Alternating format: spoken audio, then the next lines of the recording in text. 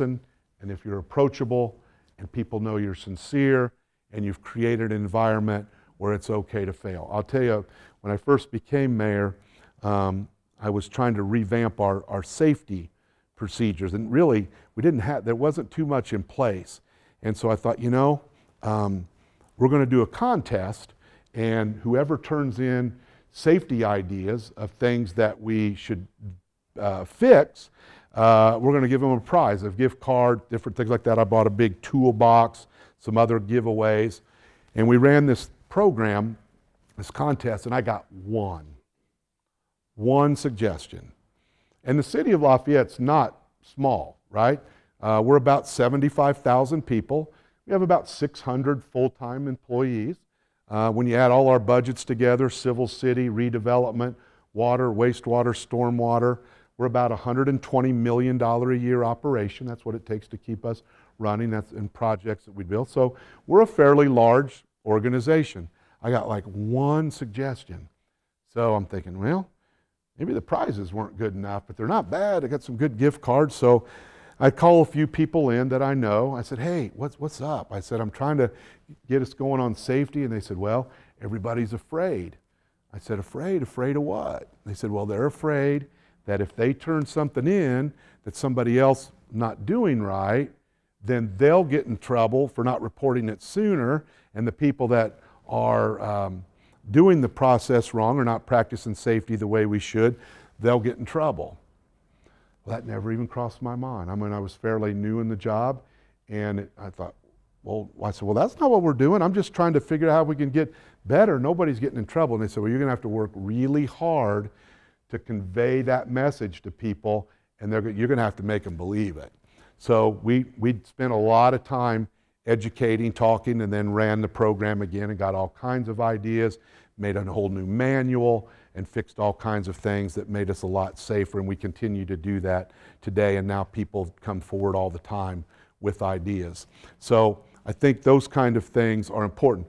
Also, I believe, and again, not everybody believes the same way I do. So there might be people that come up here and tell you just the opposite of what I tell you. I'm just telling you what's worked for me for the past 36 years. I also believe that a good leader has to have a certain level of technical knowledge, right? So I know more than I ever dreamed that I would. I know quite a bit about wastewater treatment and wastewater engineering and stormwater and water and how we clean water. I know a lot about parks and recreation. Obviously, the police side was very easy for me because I came from that world and knew a lot about the fire department too. But my first few years in office, I read everything I could find on all the different things that we did. So I can talk about the screening system that we use at the wastewater treatment plant, how our sludge process works, how we clean water, how we develop trails, all of those things, because I think it's important that a leader has some, I mean, I don't know wastewater the same level our superintendent of wastewater knows it, but we wouldn't expect that, right? But I can have a discussion, and he can have a discussion with me where he knows I understand what he's talking about, and we can make good decisions that way. And I will tell you, that will earn you a lot of respect within your organization, as opposed to saying, I don't really understand it. If you think it's a good idea, go ahead. Or, I don't mess with stuff that's kind of that far down the food chain. If you can sit there, and my team members will tell you that many times I even say to them, hey, look, I'm sorry I'm asking you so many questions about this project, but I like to fully understand, and I like to know what's going on, and I like to be a learner. We fully promote lifelong learning in our organization, ongoing training, skills upgrade, and being a lifelong learner. I think that's incredibly important to keep people motivated and sharp, keep their skills. And I will constantly be saying, hey, I know I'm asking a lot of questions, and I take notes, and then I review the notes. I mean this when I say one of the greatest principles of being a good leader is hard work. You have to work hard. You have to stay late. You have to work when other people aren't to make sure that you're fully prepared for the meetings that you have with your department heads, with people in your community, that you've studied the material, that you can speak on the material, and that you know it well enough to formulate questions to make sure the direction that you are going is proper and good. Because even if my department heads have a great idea and they vet it very well, I still have to make sure it's what the community wants, right? I don't have the luxury of saying, that's a great idea, we do it, and as long as we sell 50,000 of these, the board's happy, we go for it. I got to look at it and say, okay, I got to make sure the majority of people that live in the city of Lafayette also agree that this is a good idea and the appropriate use of their tax dollars, right? I'm spending somebody else's money. And so there's a little bit added to that. And so you have to be able to have that knowledge. And when you go out, or like when I go out in the community, I think people would lose a lot of confidence if I couldn't give a presentation and talk at least at some level about everything the city does, from water to wastewater to police to fire.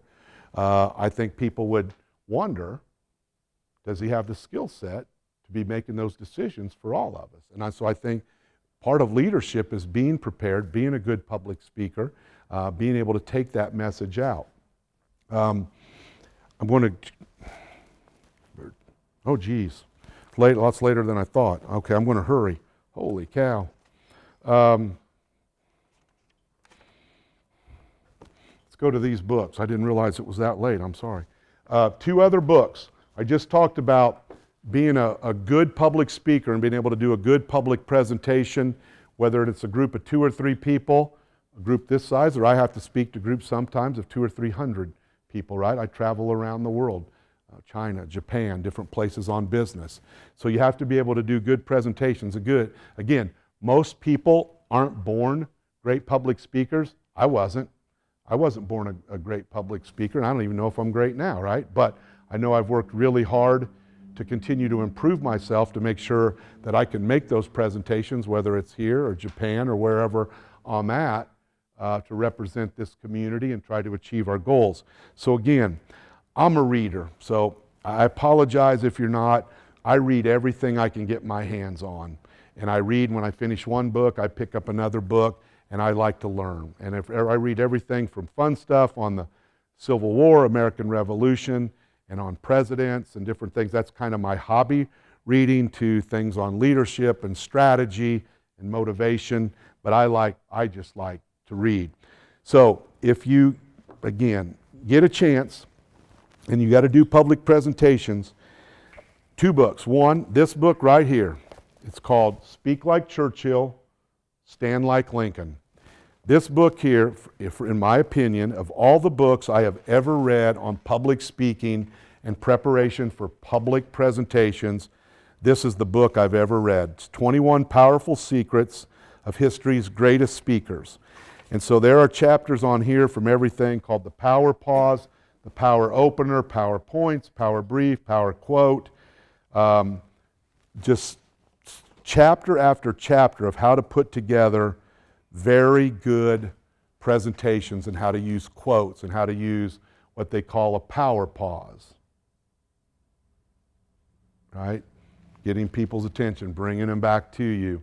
They talk about here, you never start a speech by, well, it's very great to be at the Rotary Club today. It's really early and I don't want to be here, but I know you invited me, right? So that part's a joke, but man, I'm losing you guys. You're supposed to laugh. But, you don't start that way. You start with where you grab people's attention. This book is just a very, very easy. A lot of times to this day, when I'm preparing a public presentation, I'll pick this up and review some of the chapters and make sure the order in which I'm doing things, where I want to insert certain things, right here in this book. The other one is, and I used it at the beginning, it's Lincoln on Leadership, Effective Strategy for Tough Times. We all know that Lincoln was a storyteller, right? And he was in charge of this country during one of the most difficult times in United States history, and had to make some incredibly difficult decisions that nobody would want to have to make. But he did it, and he convinced people to follow him during very, very tragic times for the country too. The book, even though it's some of his original quotes, his original thoughts, they take it into modern times. I can tell you it's still very valuable. And the first quote I read about the reason he got rid of General Fremont, it's one of the things I've read in many other books about. You got to get out from behind your desk and you got to get out and see what's actually happening if you're going to be a good leader. So I will conclude with, man, I didn't really even get through everything close, with a couple things. One, if you want to be a good leader, it's hard work. Be a servant leader. You don't have all the answers. Legitimately care about the people that are working with you and working for you, because they'll know if you're not genuine. I try to know as much as I can about the people I work with, their families, their kids, their dreams, their aspirations, if they had a good time on their vacation. I try to ask them those personal things too, because I do care. And I want them to know that we're a family, we're a group, and we're all here to achieve a goal. And I want their work environment, I don't want them to come to work every day going, oh, I got to go to work again today. And I want them to come and to be enthused and to be motivated and to be inspired to do the things that we need to do to run our organization. So it's hard work, be a servant leader, and remember, nobody gets through being a leader without making mistakes too. You will make bad decisions. You will do things that don't work out the way you hope for, but you have to learn from them, you take ownership from them, and you move forward, and you don't quit. If there's a wall, you find a way to climb over it, dig under it, or put your head down and bust your way through it. Everybody gets knocked down in life. If I could tell you my whole story of getting to where I was, everybody gets knocked down in life, and you got to pick yourself back up.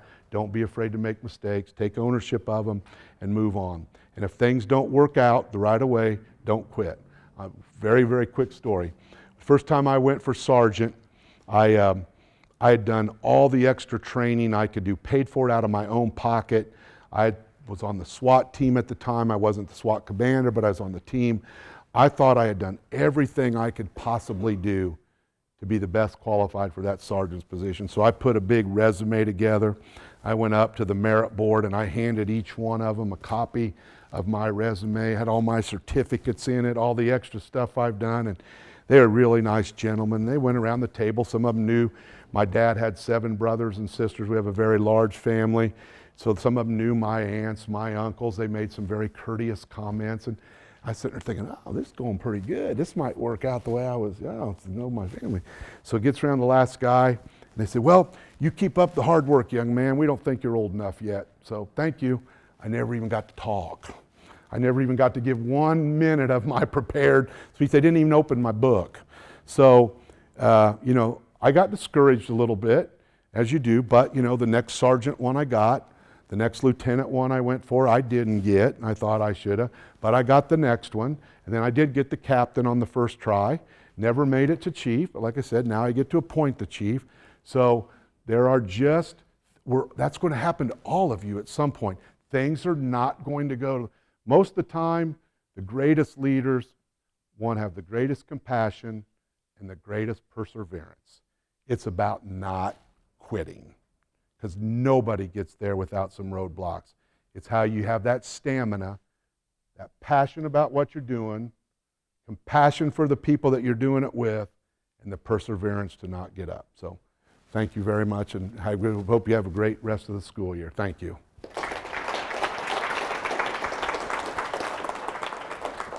Well, that's not too bad to get on time. I guess we have you want to do questions, or about time to go, right? Well, maybe just 1 or 2, because is there 1 or 2 questions you'd like to do real quick? Yes, young man. You said when you decided to run for council, there were a few things you weren't happy with. What were those? Yeah, that's an interesting story. When I'm talking to high school kids, a lot of times kids at risk, I tell them that I kind of go into the whole story.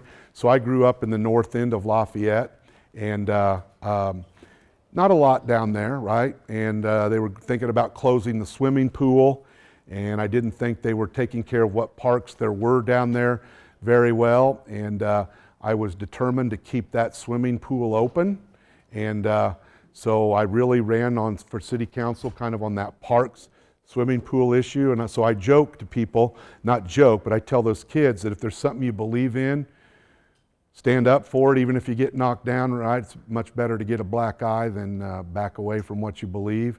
So I guess in a way I'm the mayor of Lafayette because I wanted to get a swimming pool open. If I wouldn't have ran for city council, I never probably would have ran for mayor. So it was to try to save that swimming pool, and then taking that step opened up doors that I never imagined would open for me. So, good question. Yeah. Anybody else? Yes, sir. As a leader, how do you deal with confrontation? Like, let's say you have an underperforming team member, or something just isn't going your way. How do you deal with that? You know, first of all, you have to look at what training you gave that individual. Is it a mistake of training, or lack of training, or is it a mistake of character? And so you review to make sure that you've done the training properly. If you haven't, you go back and retrain them. Even if you have, and maybe they haven't grasped it, you try to help them work through that issue. Now, there are some things that automatically rise. If somebody steals something or something like that where they have to be terminated. But we try very hard to train our team members well. But if they don't, if we've done our part, then we do terminate people. And there's a book I read a long time ago called Necessary Endings.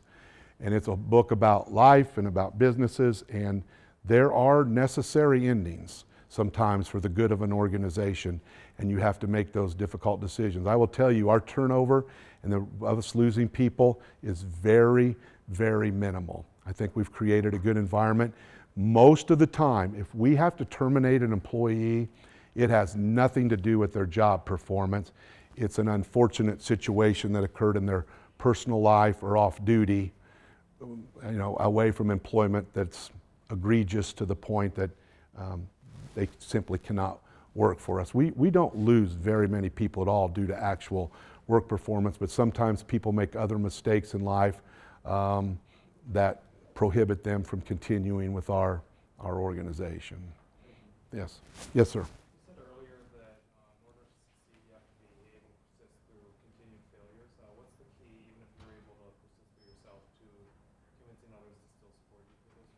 Well, I think most places and most organizations reward hard work and people that pick themselves up and bounce back. And I think most places that gets noticed, people that don't give up.